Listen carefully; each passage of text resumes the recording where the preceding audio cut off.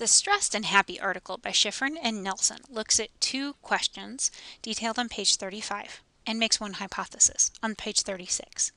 Research question 1 was, do stress and happiness operate as two separate dimensions, or are they two ends of the same continuum? Research question 2 was, is it possible to be happy and stress? They hypothesized that there would be an inverse relationship between perceived stress and happiness.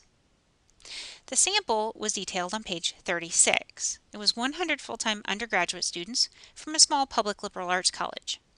It included 72 females, and the mean age for the sample as a whole was 18.6, with a standard deviation of 1.3. It was 87% Caucasian, and participants received credit in a general psychology class for participating. When we think about concerns about generalizability, we might think about that it was primarily women and a fairly young sample, as well as being primarily one ethnicity. The authors measured happiness with 3 questionnaires. One looking at global trait happiness.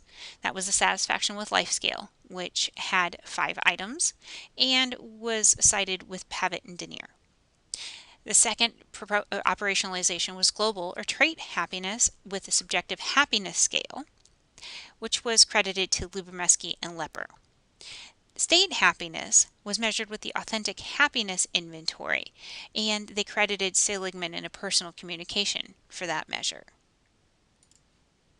Stress was measured with the Perceived Stress Scale, a 10-item measure, which was credited to Cohen et al.